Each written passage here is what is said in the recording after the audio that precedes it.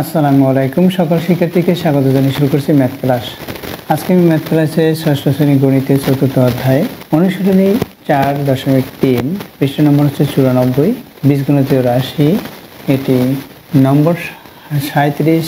এই 37 এবং 38 এই অঙ্ক দুইটি কীভাবে সহজে সমাধান করা যায় তাহলে দেখো, এখানে দেওয়া আছে, যা প্রথমে লিখে নেই। নম্বর 37 দেওয়া আছে x equal a plus b, y equal b plus c এবং z equal c plus a।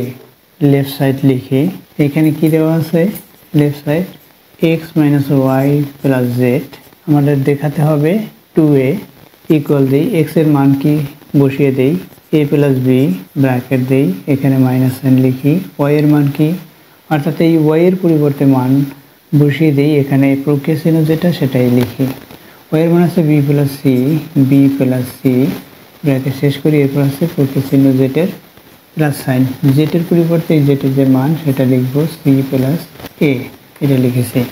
এখন কি হবে, এখানে প্লাস সাইন দিয়ে এখানে সাইনের গুণ করব, অর্থাৎ এই প্লাস এখানে প্লাস প্লাস a হবে, এই প্লাস প্লাস b হবে, এখানে মাইনাস এই প্লাস মাইনাসে প্লাসে মাইনাস হয়, b হয়, এই মাইনাস এখানে প্লাস মাইনাস হয় c, মাইনাসের সাথে প্লাস গুণ করলে মাইনাস হলো, এখানে প্লাস এই প্লাস প্লাস c হলো, এই প্লাস এইখানে প্লাস প্লাস a হবে, এটা লিখলাম।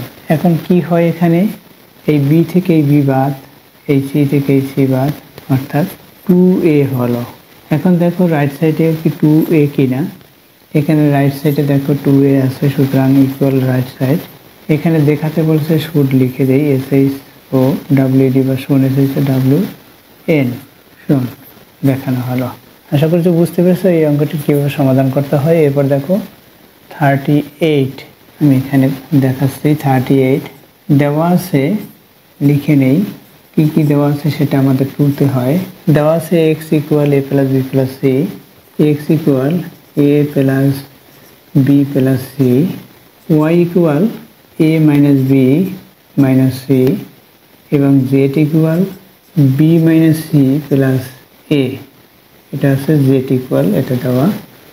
এখন লেফট সাইড লিখব, লেফট সাইড কি দেওয়া আছে আমাদের, এখানে দেওয়া আছে x minus Y plus Z, এটা হচ্ছে লেফট সাইড দেওয়া, ইকুয়াল দেই, এই x এর পরিবর্তে যে x এর মান সেটা লিখব, অর্থাৎ ব্র্যাকেট দিয়ে লিখি a plus b plus c, এরপর মাইনাস সাইন, ওয়াই এর পরিবর্তে ওয়াই এর মান a minus b minus c, এরপর প্লাস সাইন, জেড এর মান হচ্ছে b minus c plus a, এই মান বসিয়ে দিয়েছি।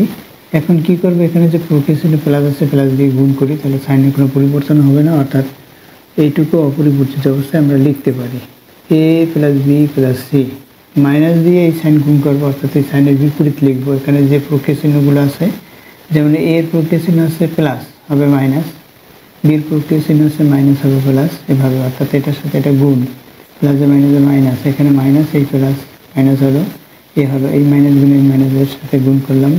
এখন এখানে 1 আছে, এখানে b আছে, 1b হয় বা b হয়, এভাবে আমরা লিখি সাধারণত।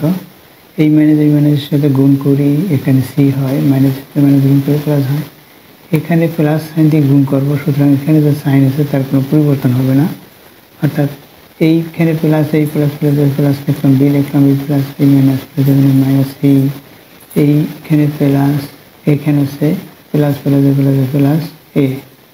এখন এখানে কি হয় সেটা হিসাব করি, এখানে a আছে, এখানে a আছে, এটা মাইনাস, এটা প্লাস, এটা থেকে এটা বাদ, দেখো a বাদ, এখানে দেখো একটা a আছে, a লিখি, এরপর b আছে, দেখো এই একটি b অর্থাৎ তিনটে b আছে, এই b প্লাস এখানে হচ্ছে প্লাস, এখানে প্লাস অর্থাৎ প্লাস 3b হলো, c দেখো এখানে প্লাস, এখানে প্লাস, আর এখানে c মাইনাস, অর্থাৎ এই c মাইনাস থেকে এই c প্লাস বাদ, এখানে শুধুমাত্র একটি প্লাস c থাকে, সেটাই লিখি। দেখো রাইট সাইডের সাথে মিলিয়ে দেখি, a plus 3b plus c, এটা ইকুয়াল রাইট সাইড আমাদের দেখাতে বলেছে, সুতরাং শোন বা শুট SHWED শুট লিখে দিলাম, দেখানো হলো। আশা করছি বুঝতে পেরেছো এই অঙ্কগুলো কিভাবে সমাধান করতে হয়। এতক্ষণ ম্যাথ ক্লাসের সাথে থাকার জন্য সকলকে ধন্যবাদ জানিয়ে আজকের মতো বিদায় নিচ্ছি।